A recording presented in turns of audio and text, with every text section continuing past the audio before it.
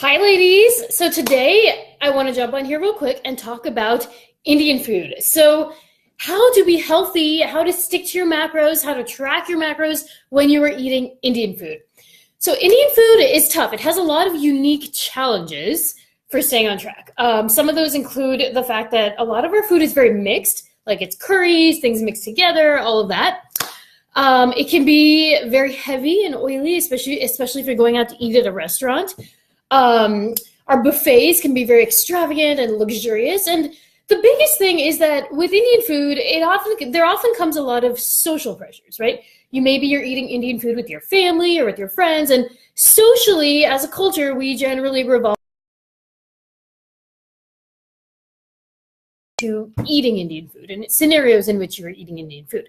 So today, I'm going to talk about how to navigate this, whether you are vegetarian, non-vegetarian, whatever, how to make healthy choices when you are traveling home, visiting your family, eating out, eating at a buffet, whatever it is. With Indian food, you're going to learn how to make healthy choices and stay on track. And then if you are tracking macros, I will be talking about how I track my macros with Indian food, as well as how to deal with some of the pressure that comes with it. So let's get started. The very first thing to understand is that no matter where you are, no matter what type of food you are eating, you want to make sure that you go into the meal and you balance your plate. What does that mean? You want to make sure that you balance your plate with your macros, your macronutrients, with protein, carbs, and fats, as well as veggies, which provide micronutrients, not the macronutrients, really.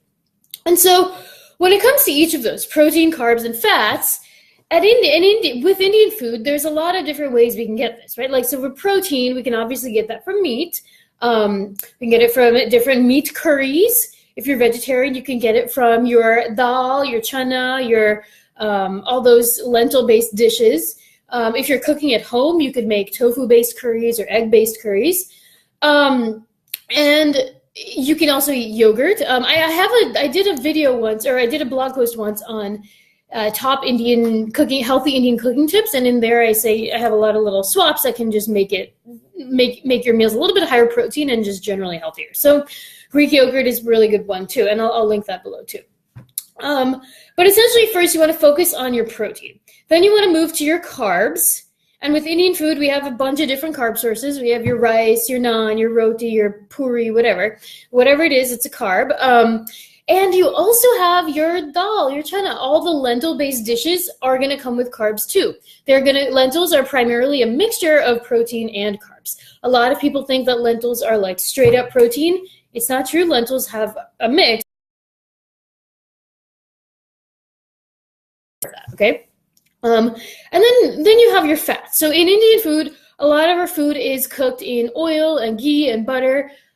We don't tend to add really other fats to the meals like avocados and things like that, right? We generally cook with the fats, with the cream-based curries, with ghee on our rotis and naans and all that stuff. And then finally, we get to our veggies. With Indian food, we don't really tend to eat salads as much. Most of our veggies are mixed. They're generally also cooked with fats, with oils. Maybe they're mixed into some curries, or maybe they're just like side dishes separately. So we do have all of our macronutrients in our meal. So the important thing is when you are going to a restaurant, when you're eating at home, you want to make sure that you are balancing your plate. So generally what I do is I add my veggies first. I put my veggies first as the base. I generally try and fill up about half my plate with veggies. Then the remaining quarter of the plate, I fill with protein and carbs. I generally do not add extra fat to my meal already, because with Indian food, again, most of our food is already cooked in the fat, so you're already getting that macronutrient. So what I do is I fill up most of my plate with veggies, then I add my protein, then I add my carbs. And I generally don't recommend like doing a bunch of different carbs. Like, you want to make sure that you're getting a moderate amount of carbs, not like going crazy with the rice and the puri and the naan and the roti. Like, you want to maybe pick one of those and make sure that feels like part of your plate. But the protein, if you're trying to be healthy, if you're trying to stick to lighter dishes, the grilled meats are going to be a really, really good option. The tandoori chicken, especially chicken breast, is going to be very lean. It's going to be not cooked in the creamy oil-based curries or cream-based curries. But, you know, if you do want one of the more indulgent dishes, if you want one of the creamy curries, then make sure you are getting your protein in. Make sure you're getting the actual meat parts, pieces in the curry, not just eating the. You want to make sure that you are getting at least some dal, at least some chana, some sort of protein source. And as I mentioned before, like the good ones are going to be dal, chana, Greek yogurt, if you're cooking at home, and tofu-based curries, things like that. So I would say about a quarter size of your plate filled with the protein source and a quarter with the carbs. It does depend on, of course, how big your plate is. Generally speaking, I like to use the palm as a measurement. So about a palm size of protein is going to be 4 ounces. And then for a cup, about a fistful is going to be about a cup of cooked rice, about 200 calories. So those are just things you can use when you're eyeballing. So when we are at a buffet, that presents a unique challenge because as humans, we are programmed to eat more when we have more variety. It is scientifically proven that the more variety, the more options we have in front of us, the more we want to eat. So when you're at a buffet, the first thing I would do is survey the premises, okay? Survey the buffet. Don't just go. Most people at a buffet, what do? They go like pick up their plate and they go down the line without even knowing what's going to be next, right? So what I want you to do is when you go to a buffet, look at all your options first. Identify, okay, where are my veggies? Where's my protein going to come from? What are my different carb options? Which one am I going to choose? Remember, the world will not end if you don't eat all the things at the buffet. I know it feels like it might, but remember, think in terms of abundance, not scarcity. Right? You have the opportunity to eat all this food and eat amazing food at all moments in your life. You don't need to take advantage of it right now, right? If you're feeling in that situation when you are like, I need to eat this, I need to eat this, I need to eat these, right? The food is controlling you, is literally saying, if you don't eat me, something bad's going to happen, right? You're going to feel bad if you don't do this, right? So you want to be in that scenario where you are like, wow, I have all this amazing food. Every moment in my life, I have all this amazing food. I can eat whatever I want. I get to pick the protein and the carb and the fat, whatever. Queen, the food is serving you, not the other way around. Okay, so think in terms of abundance at buffets, and then survey the premises first. Survey the premises, scan everything, look at what your options are, and then go down the line and pick and choose selectively the stuff that you want to add on your plate. So add your veggies, add your protein, add your carbs, and then when you're eating out at a buffet, you don't really need to add extra fats because all that stuff is going to be cooked in oil, I promise you. And then buffets, I would also generally probably stick away from the fried things. If you're trying to diet, if you're trying to shed fat, fried things are not going to help you do that. And even with flexible dieting, even with tracking macros, that stuff does eat up a lot of your calories for the day, right? It's very calorie dense. So you want to be eating high volume foods, so things that fill you up and add a lot of volume in your stomach without adding as many calories, which fried foods do not do. So that's how I would approach the buffet scenario. And so then let's go to actually tracking your macros with all this stuff. And so Indian food, it can be challenging to track your macros with. Okay, I'm not gonna lie, it's not like a lot of other typical dishes where you have just like meat and potatoes and green beans, right? It's like not that clear cut. It's like you have your chicken tikka masala curry with like all this other stuff. It's very mixed. And so when you enter it into MyFitnessPal, if you say you eat dal, right? Or I used dal in my previous example. So let's use chicken tikka masala. Let's use that as an example. Let's say you have that and you enter that into MyFitnessPal. What's going to happen? It's going to come up with like 20 different options for chicken tikka masala, all based on different restaurants. And some of them might be like 1,000 calories for a cup. Some of them might be like 100 calories for a cup. You have no idea what that restaurant made and like how many calories and nutrients are actually in it because you don't know how they made it. So when I track things like that, I have to do the best I can. And so what I do is I just go based on the main ingredients. So let's say chicken tikka masala. What are the main ingredients? It's chicken, probably chicken thigh or chicken breast.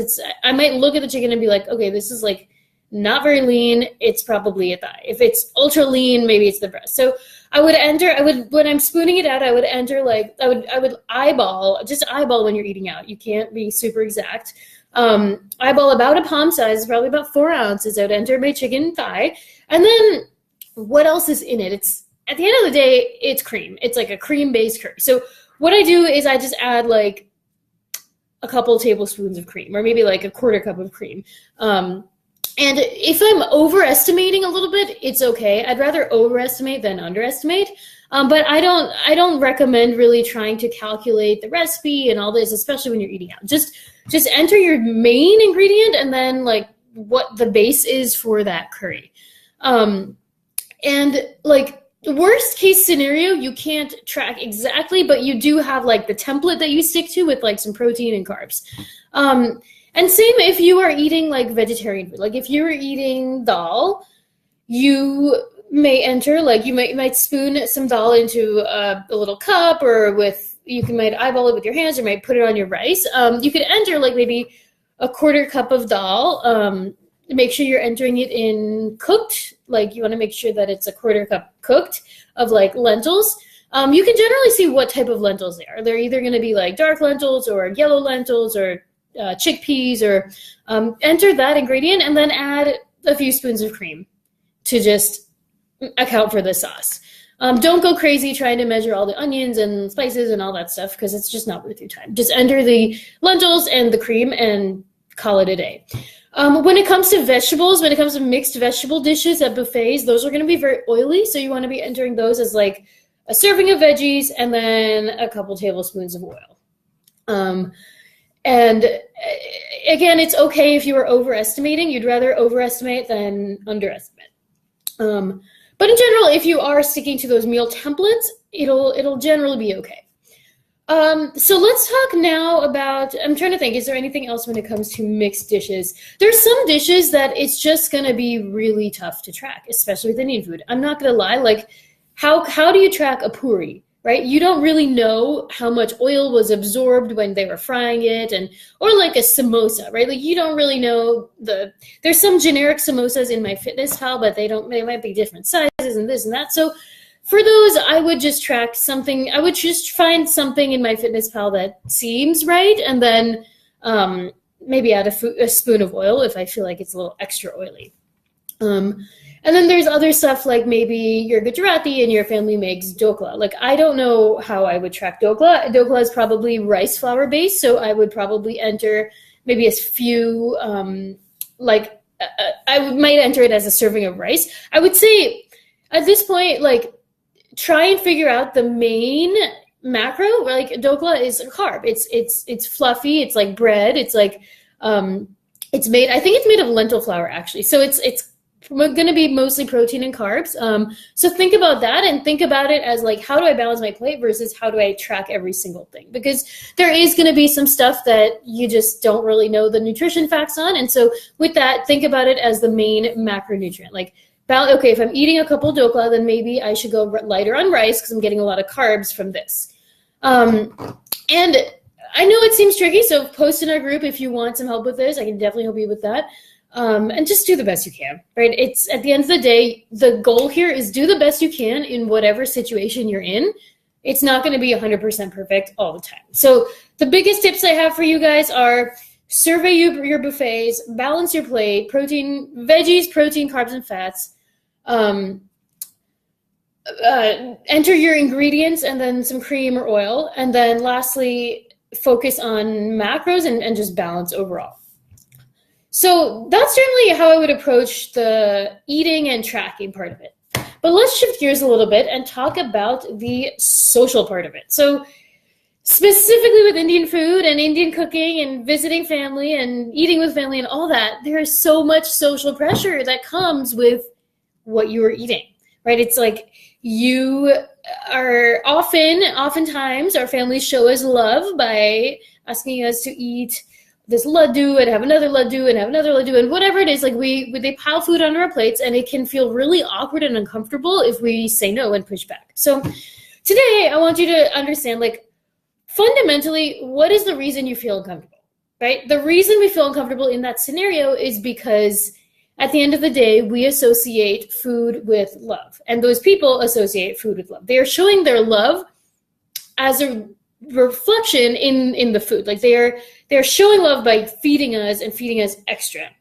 Just, it's natural. As humans, our moms show us love by taking care of us and feeding us with their breast milk. And, it's ingrained in us from from the time we were little kids that food is love. So when you're in that type of scenario, I want you to remember that, well, first understand this association. And then second, remember that you can simultaneously love somebody and not eat everything that is on your plate, but not eat everything that auntie piles on your plate, okay? It is okay to say no. It is okay to push back a little bit, explain your goals. Sometimes people aren't going to understand your goals.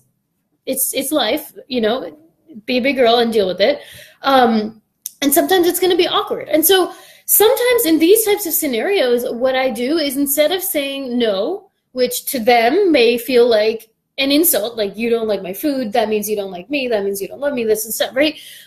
Instead of just directly saying no, I say maybe later. I'm really full, maybe later, right? And you kind of brush it off, deflect it. That's one strategy. Another strategy is to just say no, say I'm trying to reach this fitness goal and hope that they support you. And if not, remember that they're going to think about this for like 2 seconds in their entire day and then move on to pressuring the next person or whatever. Like people have so much stuff going on in their minds. If you say no to a second helping, they're not going to, sit there thinking about it forever. They're going to move on. Maybe they'll feel a little bit uncomfortable, but at the end of the day, like staying on track does require a little bit of being vocal about your goals in these situations and confidence to do that. Like confidence that your goals and you value yourself enough to be vocal about your goals and your needs. I've experienced this too, right? Like my family does like to feed me, and at this point they know my fitness goals and stuff, but it's hard. And it's hard because our parents and family members are very caring and they want us to feel like we are fueled and healthy. So it can be tough, but just keep reminding yourself of your goals. It's okay to say no. They're not going to think about it forever, and just use that. And if you need to deflect it, say maybe later, say I'm really full right now. Say I'm saving my appetite for this other thing or like lunchtime or whatever it is. Those are some tips for dealing with pressure. I would love to hear yours. Type them in the comment box below if you have ever dealt with this, if any of this sounds familiar. And other than that, I'm trying to think if I have anything else. I think that was it for Indian food. This type of thing I'm sure applies to other cuisines as well, like Thai food, Chinese food, all this stuff. It's just I know that many of you watching this are Indian and have faced these unique challenges when it comes to our food and our cuisine and staying on track. So thank you for watching, and leave a comment if this was helpful, if you have any thoughts or any specific things you want to add. And I will also link to the blog post I did on healthy eating food tips. All right, have a great weekend and talk to you later, ladies.